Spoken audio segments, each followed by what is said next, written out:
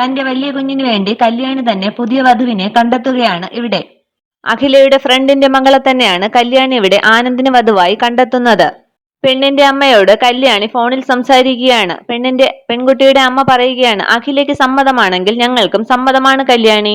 ആ സമ്മതഭാവം കേട്ട് കല്യാണി ഒന്ന് സങ്കടപ്പെട്ട് ആനന്ദിനെ നോക്കുകയാണ്. ഇതോടുകൂടി കല്യാണി രണ്ടും കൽപ്പിച്ചു തന്നെയാണെന്നാണ് ആനന്ദ് നിശ്ചയിച്ചിരിക്കുന്നത്.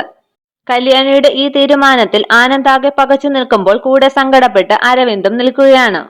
പിന്നീടുള്ള പ്രൊമോയിൽ കാണിക്കുന്നത് പ്രിയങ്കയും ജയന്തിയും ചേർന്ന് പുതിയ പദ്ധതികൾ പ്ലാൻ ചെയ്യുകയാണ്. ജയന്തിയോട് പ്രിയങ്ക പറയുകയാണ്, തൃച്ചംബരത്തിന്റെ യഥാർത്ഥ മരുമകളായി വരാൻ കാത്തു നിൽക്കുന്നവളാണ് നന്ദന. അങ്ങനെയാണെങ്കിൽ നന്ദനയുടെ വയറ്റിൽ വളരുന്ന തൃച്ചംബരത്തിന്റെ യഥാർത്ഥ അവകാശിയെ നശിപ്പിക്കണം. അതിനുള്ള പദ്ധതികളൊക്കെ ജയന്തിയും പ്രിയങ്കയും ചേർന്ന് പ്ലാൻ ചെയ്യുകയാണ്. അപ്പോൾ തൃച്ചംബരത്ത് കല്യാണത്തിനുള്ള പെണ്ണും എത്തിക്കഴിഞ്ഞു. ഇനി കല്യാണമേളങ്ങളാണ് നടക്കാൻ പോകുന്നത്. വരുന്ന എപ്പിസോഡുകളിലെ അവസാന എപ്പിസോഡുകൾക്കായി നമുക്ക് കാത്തിരിക്കാം. Okay, thank